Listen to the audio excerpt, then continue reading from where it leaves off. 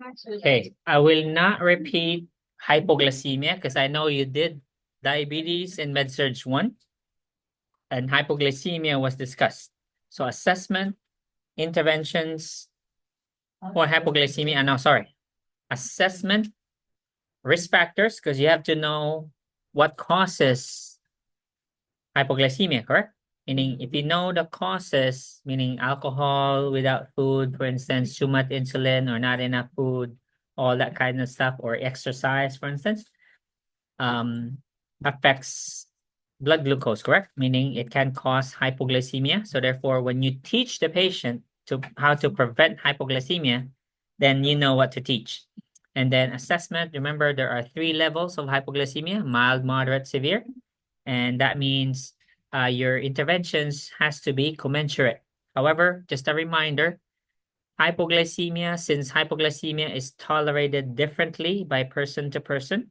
By that, I mean, I had a patient who had a blood sugar of 25, and that patient was alert oriented talking to me.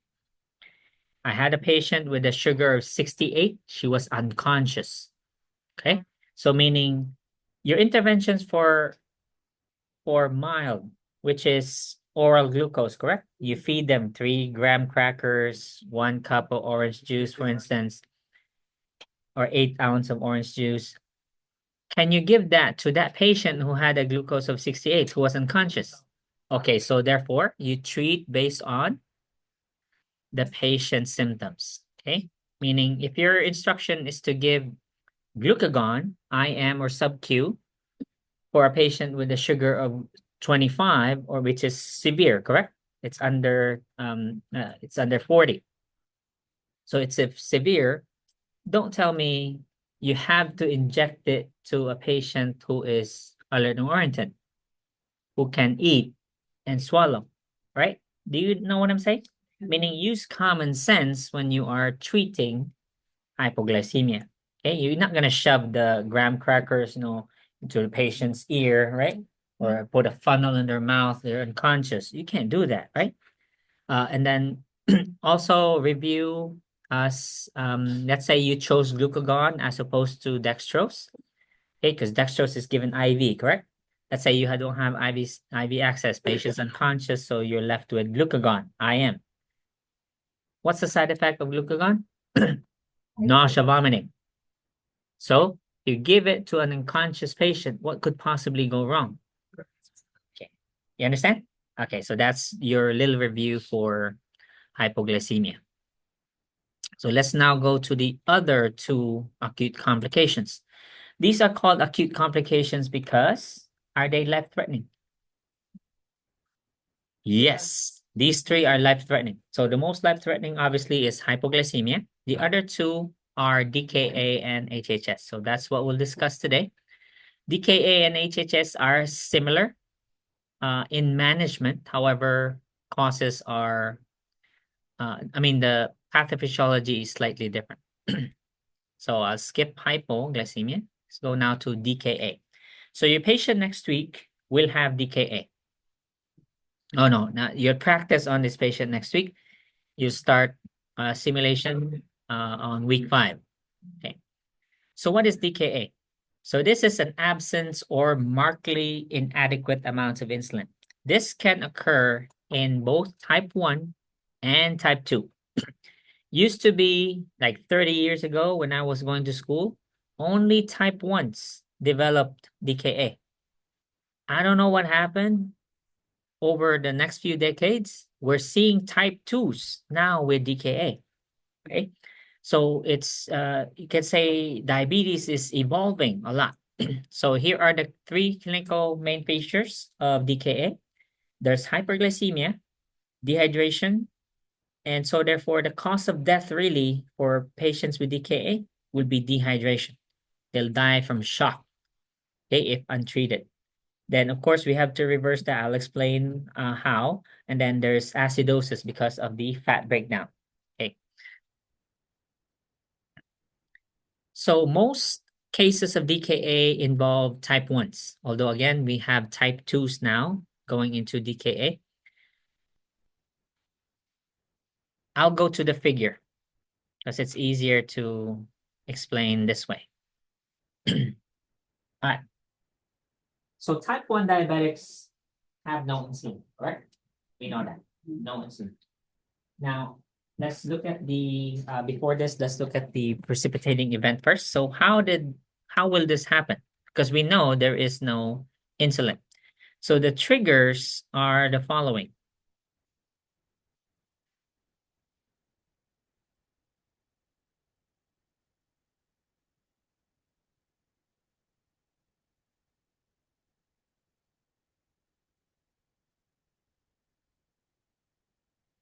Okay.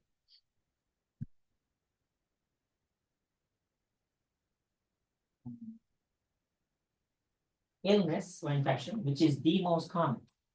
Almost all cases of DKA started because the patient got sick. Now, when we say illness or infection, illness, does that have to be physical? It can also be mental, right? Meaning, I don't mean you're mentally ill. We mean by you are stressed out. Okay, so you're emotionally or psychologically stressed out. That's still an illness, right? Because what happens to your stress hormones when you are mentally sane? No different than an infection. So infection, mental, you're mentally or emotionally not well. No, you're stressed. You're worried about your marriage, for instance. You're worried about your children. Worried about the exam in 2 weeks. So those are exactly the same. Yeah, exactly the same effect on your stress hormones. So that will raise blood sugar, correct? So when cortisol is high, blood sugar goes high, right? You notice that as you go to week 13, week 14, and then same thing next semester, your uniforms will start shrinking. Okay? That's what you'll notice, I guarantee. Okay, that's what will happen. Yeah, because that's from your stress hormones, right? Because the sugar goes up, correct? And what will our body do to that excess sugar? Turn it into fat. And here, where your uniforms usually, hang. Okay? So besides illness, which is again the top, also from decreased or missed doses of insulin right now. So we're in trouble. Okay, so new administration has less emphasis on insurance, right? Meaning they did away with the they canceled the laws, that they decreased the cost of medicine. That was canceled. So now we're gonna start seeing a few problems. You and I probably no problem, but what about our seniors? Okay, that really need them. Okay, so that's a problem. So we may see problems here now. And or undiagnosed. So some cases of DKA was the first time that the patient discovered that they were diabetic. Okay, and they almost died in the process, meaning patient had no idea. I didn't know I was diabetic. So therefore, they fell under no insulin. No one taking it. Why would I take? I didn't know I had diabetes. So now they found out the hard way. They went into DKA. Okay, so those are the cases. Okay, so you understand what are the effects of these though. So let's say decrease or miss insulin. What happened to sugar? Rise. This one. High. This one. Definitely high. So those are the most or top 3 causes of DKA. So now let's go to the pathophysiology. So what? So what if my sugar is high? Well, your sugar is high and you're not taking insulin because you either didn't know you were diabetic, or let's say, what will a uneducated, by uneducated, I mean, a diabetic was not properly educated about how diabetes works. That's what I mean. And I don't mean, you had high school only. I don't mean that. Okay. I mean, the patient was not properly educated about how diabetes works, okay, or what the effect of being sick emotionally or psychologically or physically, or missing doses or alcohol, for instance. Okay, what are the effects of these things on blood sugar? So therefore, let's say I was not educated. So if my simple understanding of diabetes means that, okay, when I eat donuts or juices or rice, my sugar goes up. I haven't been eating since my wife left me. So what will I assume my sugar is? Of course it's low. Okay, I haven't eaten for days. I haven't eaten this morning. Okay, I haven't drank or eat anything. So I assume my sugar is low. Plus, what makes it worse is I stopped checking because our test strips cheap. No, test strips. If you have insurance, good. But test strips cost money. Lancets cost money. Okay, meters they give for free, right? Meters are free, but they kill you with the test strips and the lancets. Okay, lancets probably not cheap, but test strips are expensive. Okay, and let's say you test 3 times a day. So how long will 100 strips last you? A month. Okay. All right. So I didn't bother. Don't want to waste my strips. I know it's low. I haven't eaten. So that's the patient's assumption, right? But contrary to what they believe, because they have no insulin, because I have type 1 diabetes, or if I have type 2, I stopped taking my insulin because I did not check my sugar. This is what's happening in the background. Sugar is actually high, correct? Is sugar only from food and beverage? No, it's from our own body, right? Our fat can be turned into sugar. Glycogen from the liver can be turned into sugar. Our muscles can be broken down into sugar, right? So are we made of sugar? Yes, the patient did not know that though, because nobody took the time to educate them. So in the background, this is what's happening. Sugar levels are actually high, but the sugar cannot enter the cell without insulin, correct? Insulin is a key. Open the cell, insulin enters, along with it the sugar. That's not happening because there's no insulin. So what's happening to the sugar? They stay inside. Okay. And then of course, what will the cell say? They're not getting any insulin. So any sugar, sorry. So what will they say? Where's the sugar? So they're hungry, right? So now what will the brain do? Make more sugar. Okay, break down, release glucagon, right? Release glucagon. Glycogen is now turned into sugar. What did that do to the sugar levels? Go up even more. Okay. Did that solve the problem? Actually made it worse, correct? So as the problem got worse, the patient also, the cells went on longer without glucose. They say, hey, we told you we were hungry. So what will the body do next? So now the sugar is high. What will the body do next? And these are the manifestations. Okay, remember osmotic diuresis? Okay, we discussed that week 1. So now there's polyuria from osmotic diuresis. Okay, and blurred vision, manifestation of hyperglycemia because of dehydration. Now the patient's urinating a lot. Polydipsia, and then polyphagia because they don't have any sugar. The cells can't get any sugar. So the 3 P's are there. And then moreover, what will the body do next? Glycogen is finished. We used up the glycogen. No more glycogen. What will we go after next? Fat now. Fat will be broken down. In the process, it will break down. Okay, fatty acids. Now it's ketones now in the blood. And then it will also be present in the urine. So ketone bodies will lead to the acidosis. Okay. Then these are your manifestations. What are these called? You know, the increased respiration. Smalls. Okay, smalls, a manifestation of the acidosis. Okay, so that's the compensatory response, correct? And then not listed here is protein will also be broken down. Yeah. So protein, once protein is broken down, that will add to more hyperglycemia, to more polyuria, more dehydration. This one, same thing. You break down fat, that will also lead to more hyperglycemia, more dehydration. Yeah. Plus the ketoacidosis now sets in. So this is now a vicious cycle. This will never stop. What will stop it? Insulin. Insulin will stop it. Until then, does the patient know what's going on? No, they just know they're not feeling well. Okay, they're dehydrated. Okay. Plus, will there be mental status changes? Yes, because you're in acidosis, you're dehydrated. So therefore, mental status changes. Are they aware of the condition? No, they're just like this. Not feeling well. Okay, so they're probably unconscious already. Or hopefully the Kussmaul's respiration will catch somebody's attention. Okay, so say, why are you breathing like that? Okay, so they'll call 911 and then we'll diagnose them with DKA. Any questions so far? All right, so you know the causes. So let's now to prevention first. So what were the three causes again? Three main causes? Decrease or no insulin.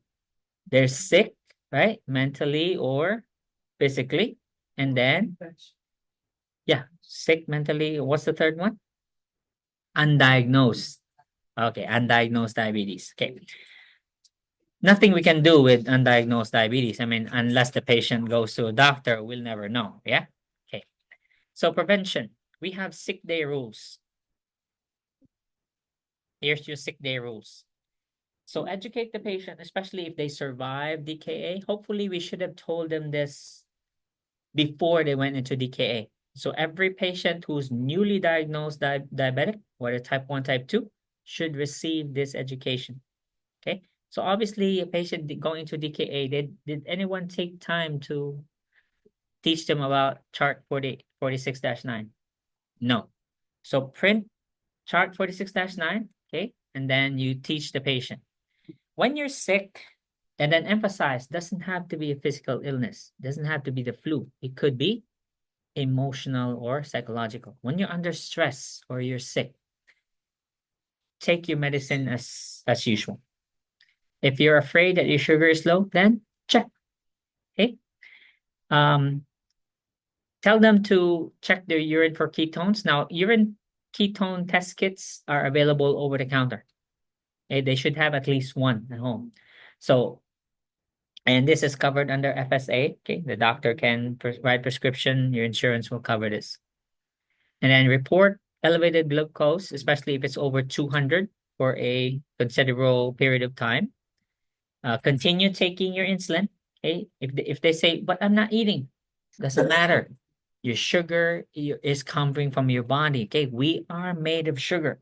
Okay, doesn't have to be from food and beverage. So you treat. The insulin's high, take your insulin, take your metformin, whatever they're taking. Okay.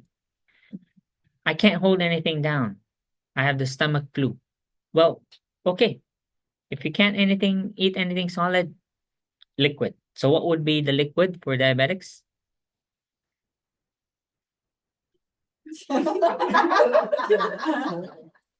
What is that supplement? Huh? No, nutritional supplement.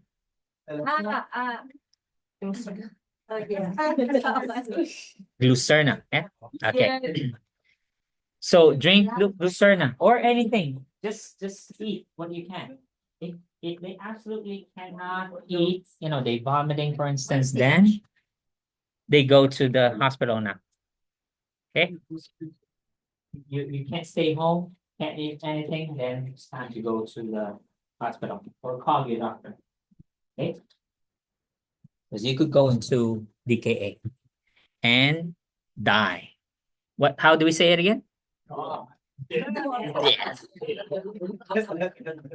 Could result in death. Yeah.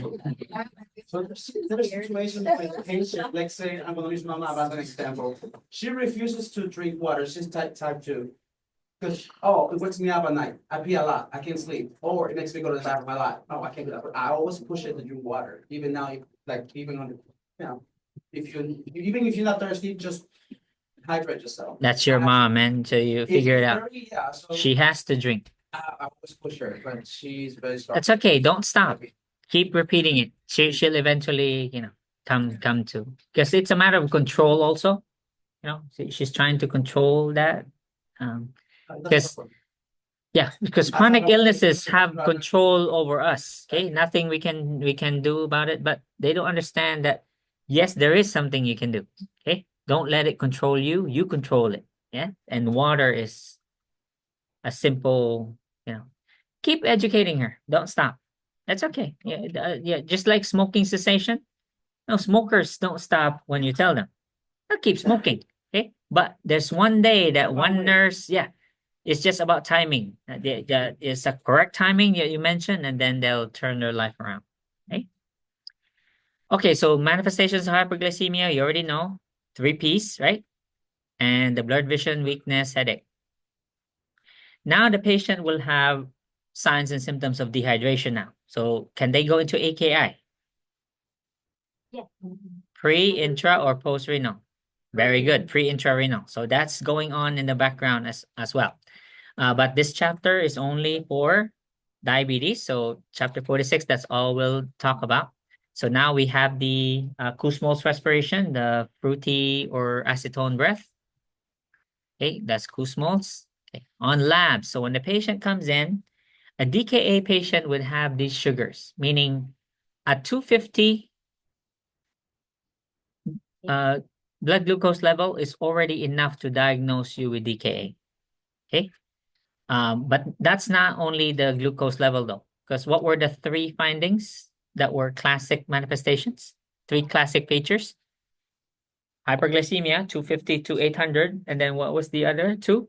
Dehydration. And acidosis. So we have to see all 3. Then you have DKA. So we check the glucose, 250. Okay, let's look at your chemistry. Patient shows signs of kidney injury. So that's dehydration, correct? And then the pH will be low or high?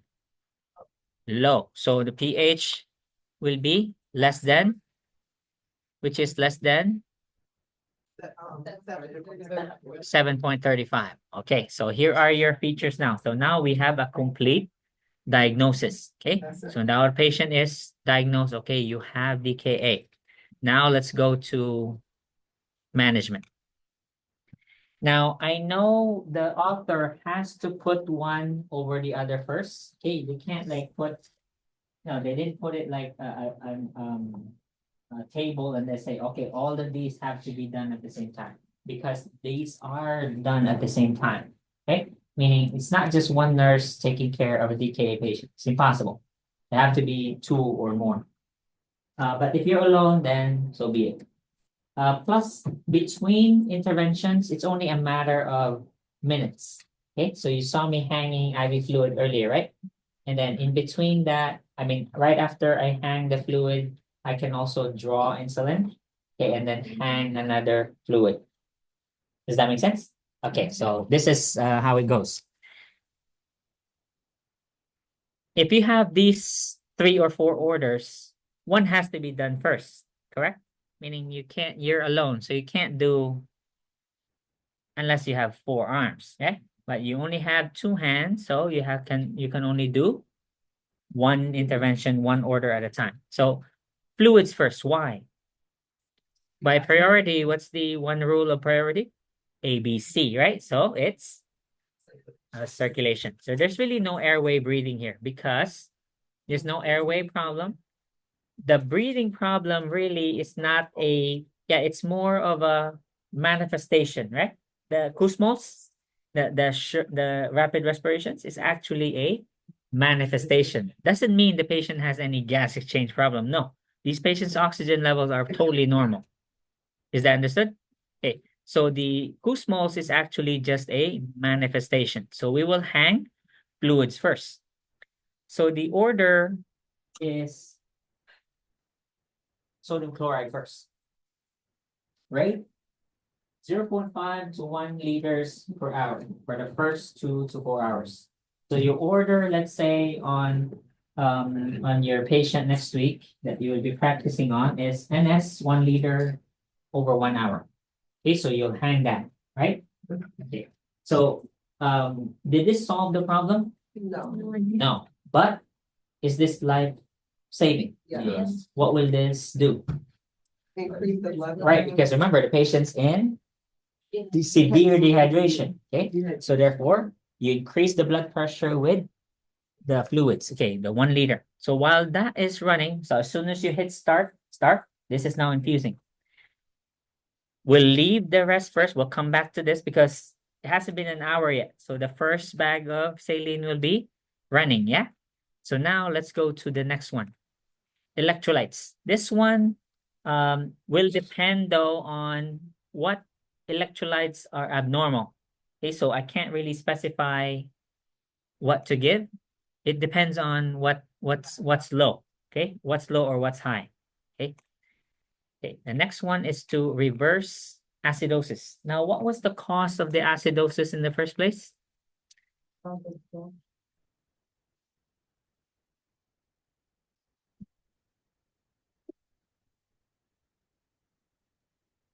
Yeah, what is it? Okay, this one caused the acidosis. Yeah, so this one caused this, and then this caused this. So therefore, how do we treat this? You give insulin. Are we clear? You follow? Okay. So this next part now, after, so you hung the IV fluid, right? So you press start, saline is now running. Few seconds later, now you have to reverse acidosis by giving insulin. By giving insulin, it will stop the fat breakdown because now with insulin, sugar will now enter the cells. So the cells will stop triggering ketosis because they will tell the brain, oh, thank you. We got it now. Okay. So now you have to give insulin. So insulin, therefore, will reverse acidosis by inhibiting fat breakdown. Okay. So therefore, here, there's the explanation. So it's, see, once you stop that, then there's no more ketone production, no acid buildup. Now, there are two insulins that will be given here. First is a bolus. You have to give one high dose first, fast. Now, it won't be sub-Q because sub-Q will take hours to work. We need it to work right away. Since we're giving it IV, what's the only insulin that can be given IV? Regular insulin. So you'll have regular insulin in your cart. So the first dose, let's say, depending on your order next week, let's say it says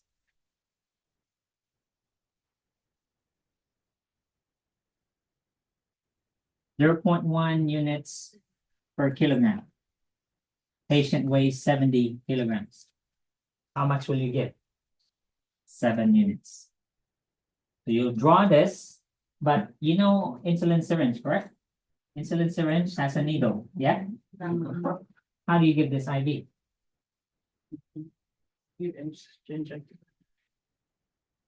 Inject into the eyeball? No. What? Put a tourniquet and then like that? Shoot up? IV. Oh, IV. How are you gonna give this? Oh, our ports are needleless. You can't put a needle in there. Okay, they're needleless. It's a tubing port. The bag. Okay, so you put this into a syringe, which is needleless. Oh. Okay. So a flush. Okay, so get a flush, leave some space, aspirate, leave some air space, inject, be careful, put the needle in there, and then push it into the syringe. Now you have insulin in a syringe. Okay, so now this will fit a needleless port.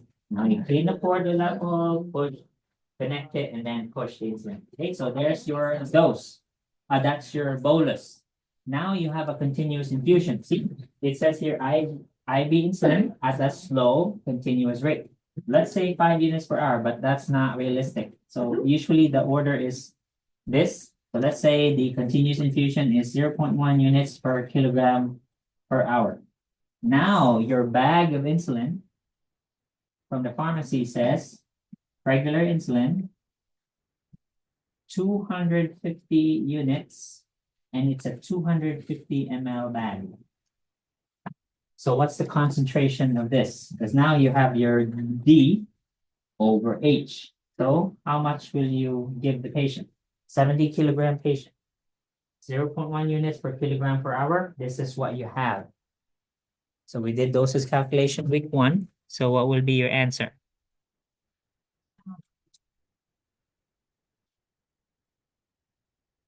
It's the same. So therefore, this one will equal 1 unit per ml, correct?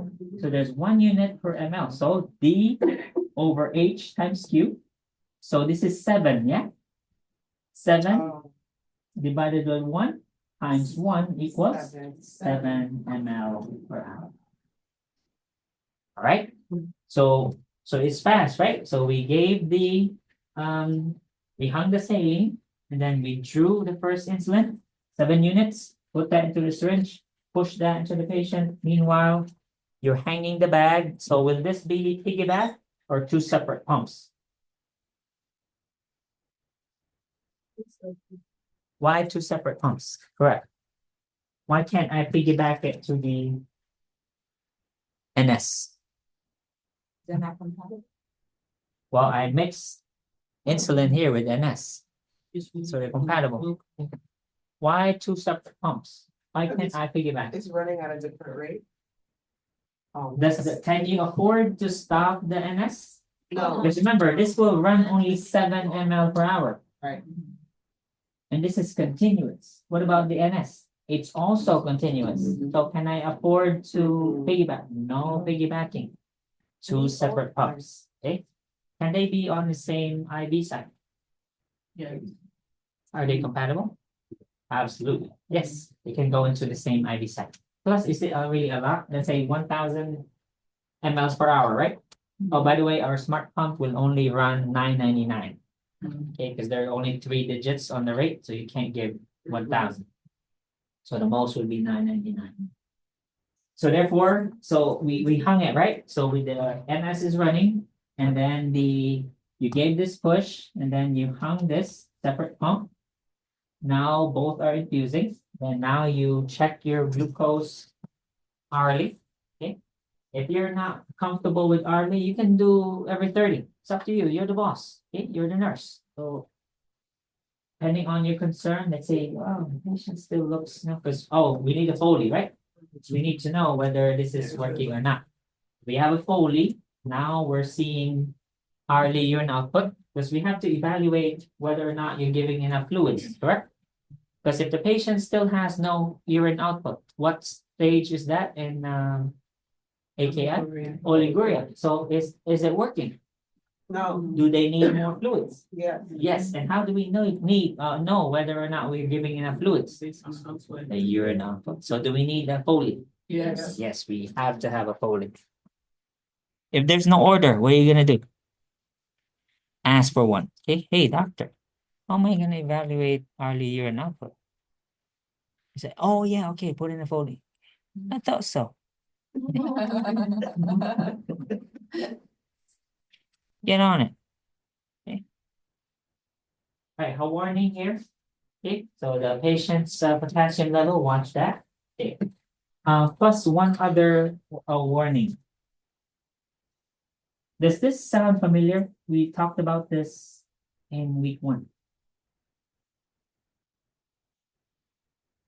What problem did we treat with regular insulin IV? With dextrose? Hyperkalemia. Is this a different insulin from No. chapter 10? No. It's the same insulin, right? So what will this insulin IV do to your patient's potassium levels? Will it raise it or drop it? It will drop it. So what will you do? How will you approach this? Are you going to anticipate potassium dropping, or are you going to wait until it drops and then treat it?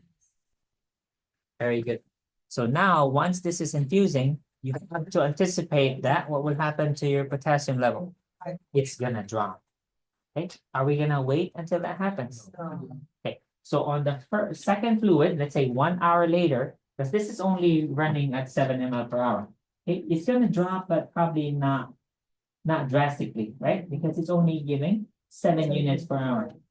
However, can you ask your doctor, hey doctor, since I've already started the insulin infusion, do you want to check the potassium level? They may say, oh yeah, okay, yeah, you're right. Because after the first bag, what's going to be ordered next? So 1 hour later, the NS is now finished. So the doctor will say, give what? No, what fluid will be ordered next? Half normal saline now. Why? Oh, because we're. Why did we go from iso to now hypo? So. Where will this fluid go? Because we know Cell. this will stay in the bloodstream, correct? Where will this guy go? The cell. Why? It's a hypotonic. Because the patient is dehydrated. So now we change the solution because this will just raise blood pressure. Okay, because when the patient came in, in shock. Okay, in shock. Okay, give fluids right away, 1 liter, 1 hour, or maybe 2 liters first hour, depending on how bad. Next, blood pressure is now stable, 90/60 or better. Doctor will change. Okay, switch to hypotonic. Let's now fix the poor dehydrated cells. You can add KCl here. So let's say the KCl now started to drop. Just tell the doctor, hey, potassium's now, let's say technically it's normal, okay, 3.5. What's gonna happen to that 3.5 hours later? It's gonna be 3.4, 3.3, right? So doctor may say, okay, put KCl then.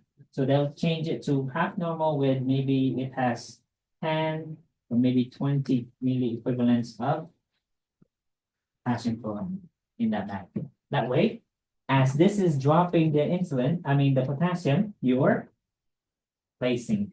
Okay, so you're anticipating. So the patient's potassium will always be normal. Okay, we don't want it dropping. We don't want it going up. Does that make sense? Yeah. Okay, and then after here, so this is infusing now. So this is now hour 2. So this is now the second hour or maybe the third hour, depending on the patient's blood pressure.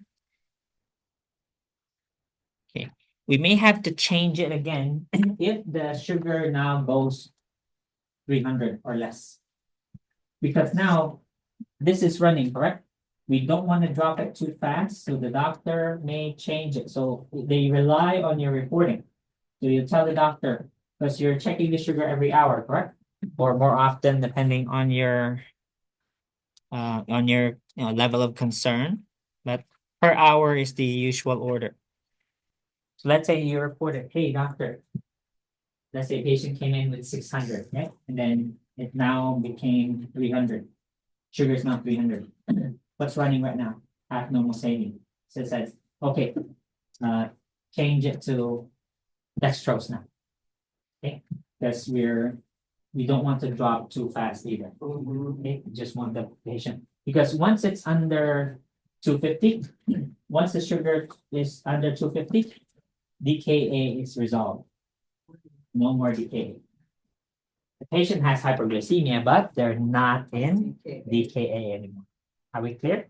Yeah. Now I know DKA says here that the level was what? 250 to 850, right? To 800 here, 250 to 800. It's not really, there's really no limit. This can be 1,000, this can be 1,200, this could be 1,800. It really depends on how long did the patient stay home. You get it? Meaning, if nobody found this patient, let's say you're at school all day, like today, Thursday, you're here from 8:30, right? You came here because you had to leave home earlier. Then when you get home, it'll be what, 5, 6 o'clock already? So how long was the patient in DKA at home alone with changes in mental status? You think it'll still be 800? Oh, probably 1,000 already. Okay, granting they're alive by the time you get home, okay, this could be in thousands. Does that make sense? Meaning this is the minimum. You get it? So the HHS really quick. The only difference here is this is only for type 2. I have not seen a type 1 diabetic go into HHS. Okay? So the precipitating event here is the same. Same, illness. The patient got sick, stop checking their insulin, stop taking their sugar, stop taking insulin, stop taking their metformin. Okay. So same thing here, precipitating event, illness again, just like the difference is because this is type 2, they still have glucose, insulin, right? Type 2 still have insulin. They do have insulin resistance, but they still have insulin. So that what differentiates the two is that there is no ketosis because there is still insulin enough to prevent fat breakdown. Okay. The problem here is, yes, there is no fat breakdown, but look at the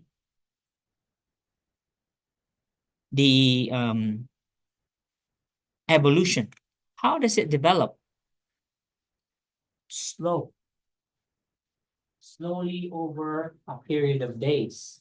Meaning, unlike DKA, wherein when you left your mom, for instance, this morning, she wasn't in DKA. 2 hours after you left, she was already in DKA. Okay, so it's that fast. Does it take long or quick to reach 250? Like this. I ate some trail mix between lab and lecture. My sugar went up to 180 from 123. And that was a few minutes. Okay, so therefore, does it take a long time to reach 250? No, just 1 or 2 hours, right? For DKA. This one takes days though. This will take days. So therefore, how long was the patient dehydrated? For days. How long was the DKA patient dehydrated? Minutes per hour. Hours only. So who's worse off? Who's worse off? Oh, because, no, HHS. HHS, because who has the higher blood sugar here? This one will have the higher blood sugar. Because how long have they been in this condition? For days. The DKA patient, hours. Fine this morning, by noon, they're already confused. Okay, that's not how fast. So they were only dehydrated for a few hours. This one, days. Last week, they've been in the HHS already. We had no idea. They didn't know. Okay, they went about, their business, peeing a lot. Because they feel fine, peeing a lot. And then of course, once the patient has a high enough blood sugar, 1200 already, 1500, in the thousands. Now they have mental status changes. So now they sleepy. What do you do when someone's sleepy? You take them to the hospital? Say, I saw Chevanese taking a nap earlier. Do I take her to the hospital? No, I'll let her be. Okay, so when Melberge woke her up for attendance, I said, no, let her rest. I would have done that. Okay, so I would say, let's say it's my mom or mom's sleeping. Okay, I'll let her sleep. Okay, been 12 hours. Oh, she's tired. Okay, my in-laws just came last night. They're sleeping the entire day. So do I go in there and then? No, they had a 20-hour flight, so they're sleepy. But what if they were in HHS? They'd be dead by now. Okay. I hope not. So here's the side-by-side comparison. DKA type 1, type 2. This one, I don't agree with this, because I've never seen the type 1 in HHS diagnosis. No, I've never seen that. But yeah, so be it. So I guess type 1 can have HHS, but so here, let's just distinguish it this way. So more common in type 1, this one, more common in type 2. Let's just say it like that. So same, look at this, different wording, but same. Okay. Addition of the other two, this one, illness. Yeah, this one did not take insulin or did not know they were diabetic. For labs, so this will be of course, a next gen question. Yeah, you love that, right? Dragging like new stuff. So onset again, matter of hours. This one, many days. So many days. Over 250 DKA. This one starts at 600, but there's no limit. This could be reached 2000. pH, this one, no acidosis, so normal or even low. This one definitely, no, even high, sorry. This one definitely low acidotic. But both, of course, no ketones in HHS.